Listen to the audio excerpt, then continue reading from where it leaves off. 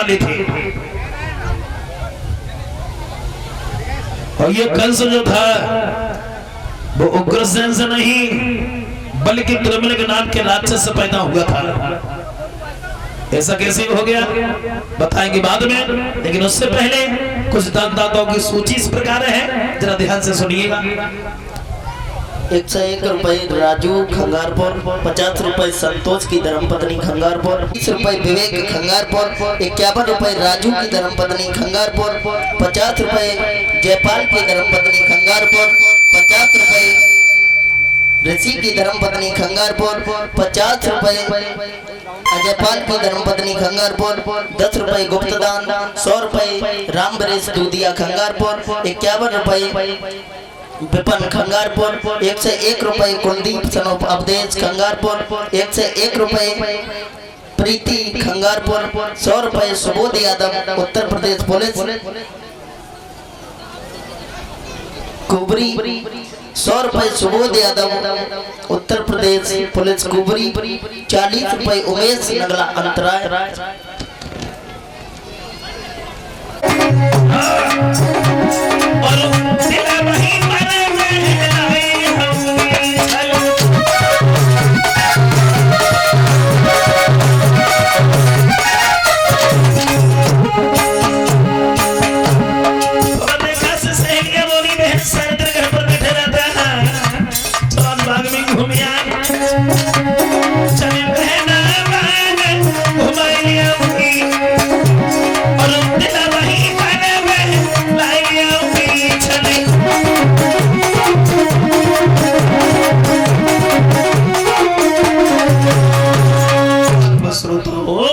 इधर पवन रेखा बोली बहन अगर ऐसी बात है तो कोई बात नहीं है, हम तुम्हारे साथ में चल रहे हैं।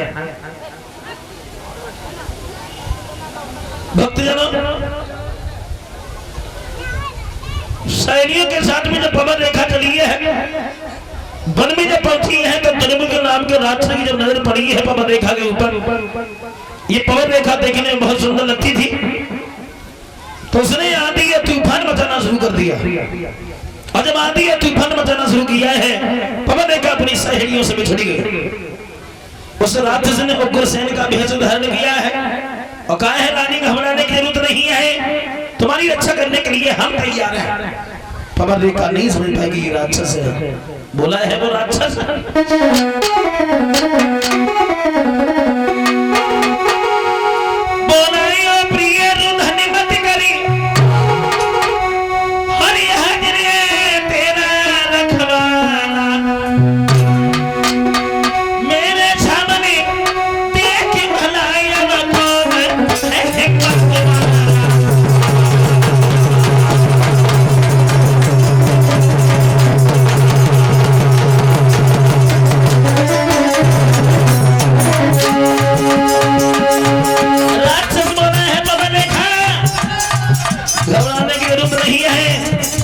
तुम्हारी रक्षा करने के लिए हम तैयार हैं। पवन रेखा नहीं सुन पाई राक्षस है, तो क्या किया उस राक्षस ने,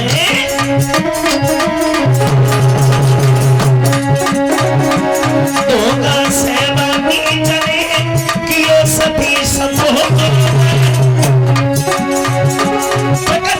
गया अंत में पापी वो सही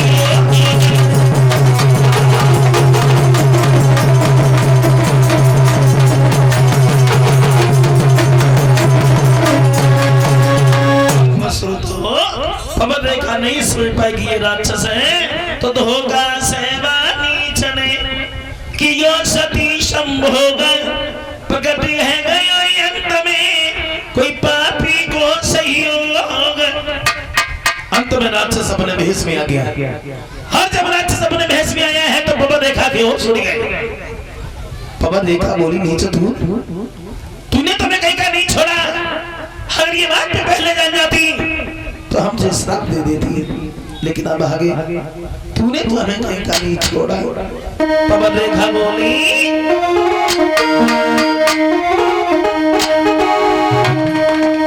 अरे तेरा हुए सत्यानाश,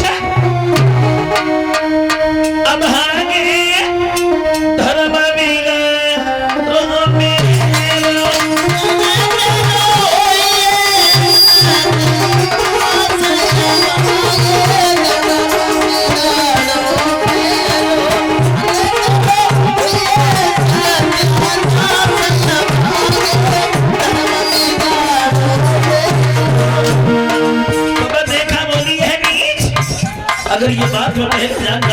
तुझे श्राप दे देती, लेकिन तूने तो मैं कहीं का नहीं छोड़ा।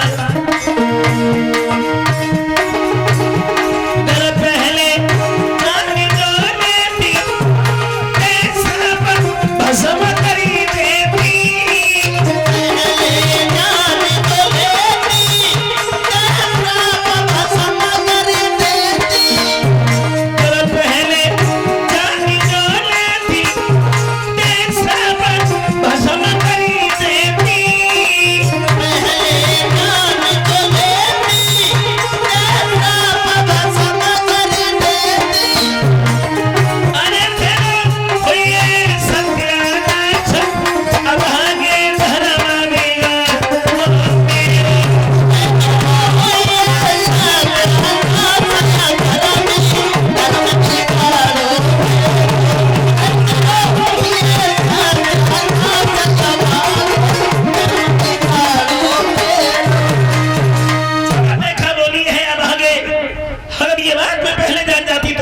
दे देते, लेकिन तुम्हें तो हमें कहीं का नहीं छोड़ा। राक्षस बोला है पापा देखा चिल्लाओ नहीं, हमारी बात एक बड़े ध्यान से सुनो।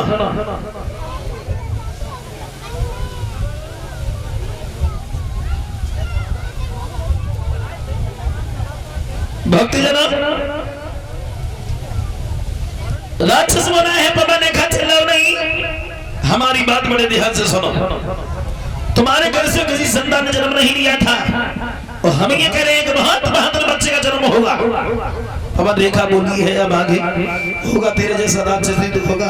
बोला हाँ, लेकिन बहादुर संत महात्मा दीन दुखियों को सताएगा, अंत में भगवान के हाथों से मारा जाएगा। हाँ बोला है वो राक्षस मेरे समानियों का होगा, बस जीत न कोई नहीं पाएगा।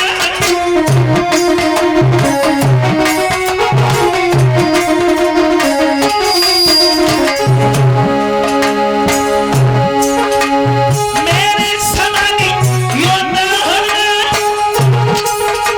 बस जीत न कोई पाएगा। राजा और नरकी बात है ज्ञान इंद्र हरि के जाएगा।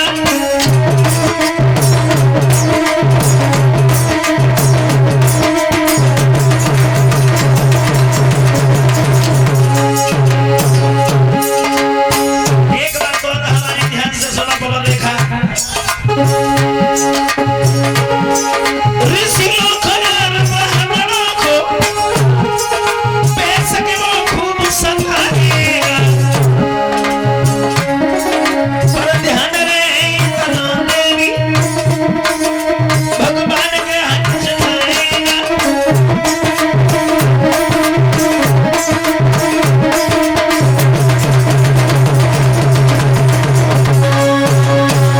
संत महात्मा दीन दुखियों को सताएगा, अंत में भगवान के हाथों से मारा जाएगा। अब पवन का जो है वन से घर वापस आई, घर पर आकर के कुछ नहीं बताया कि वन में क्या हुआ। धीरे धीरे जब समय व्यतीत हुआ है तो पवन देखा के गर्भ से एक बालक ने जन्म लिया है, और जब बच्चे का जन्म हुआ है तो ध्यान रखना भागवत श्रोताओं, आंधी और तूफान आने लगे हैं। एक बात और हम आपको बता दें, घर में जब सपूत पैदा होते हैं तो सगुन दिखाई पड़ते हैं, और जब घर में कुल कपूत पैदा होते हैं तो अशगुन नजर में आते हैं। बच्चे का जब जन्म हुआ है अशगुन ही अशगुन होने लगे हैं मथुरा में।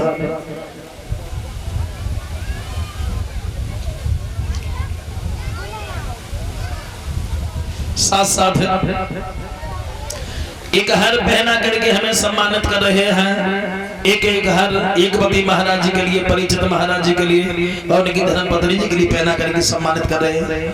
और 11,000 रुपया कर्ज भरने वाली कन्या को दान कर रहे हैं बबलू यादव, सर्वश्री नेत्रपाल बाबू जी जो खंगारपुर रहने वाले हैं, वर्तमान निवास पूठा, जो कथा मालिक साहब जी के भतीजे हैं, उनकी तरफ से आए हैं। 1 रुपया मुनेंद्र यादव जो इसी गांव खंगारपुर के रहने वाले हैं, सुनना चाहते हैं अंगुरिया था के चलिए। चलो मैं अभी सुना रहा हूँ।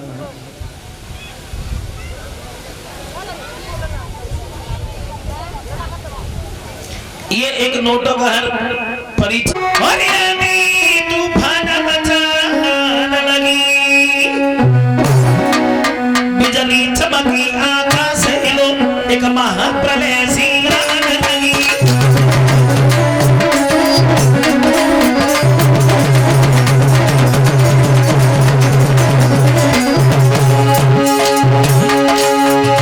बच्चे का जब जन्म हुआ मथुरा में, आंधी तूफान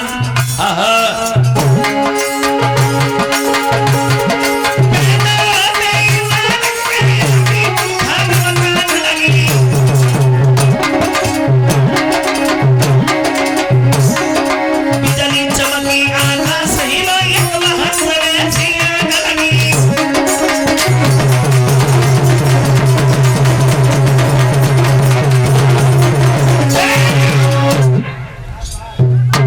बच्चे का जब जन्म हुआ है तो आंधी और तूफान आने लगे। गर्गाचार्य ब्राह्मण ने उस बच्चे का नाम रख दिया है कंस।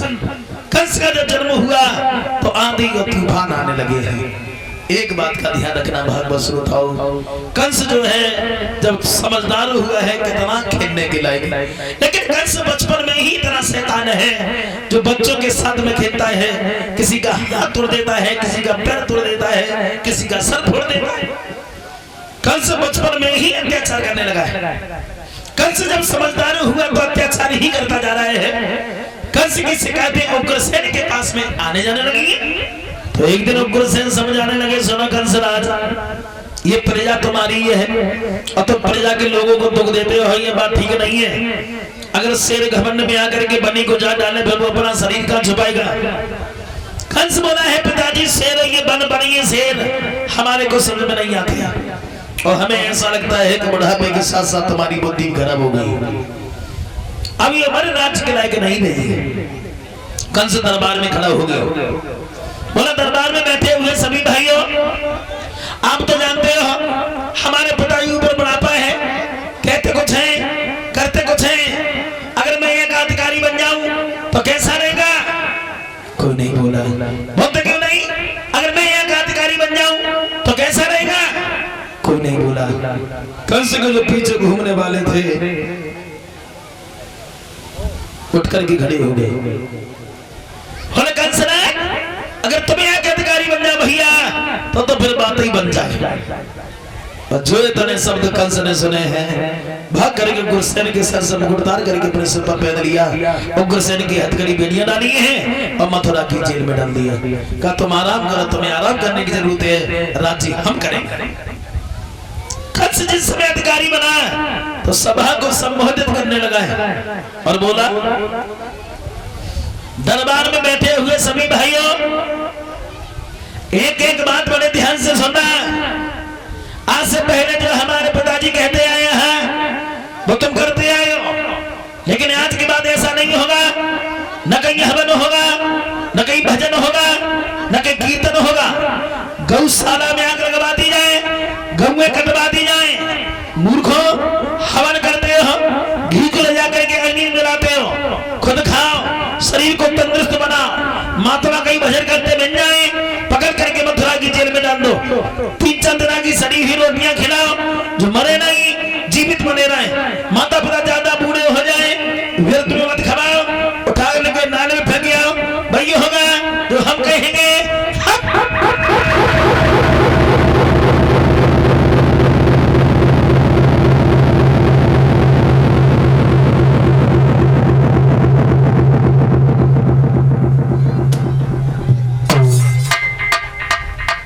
कंस जिस समय अधिकारी बनाए हैं तो नए नए कानून बनने लगे हैं। भागवत श्रोताओं, नए नए कानून मथुरा में। कंस जब अधिकारी बनाए हैं, ये 51 रुपया ध्रुव यादव जो ग्राम कुबरी के रहने वाले हैं उनकी तरफ से आए हैं। भैया मैंने ये कल भी बताया था कि ये गाना मैं नहीं सुना पाऊंगा।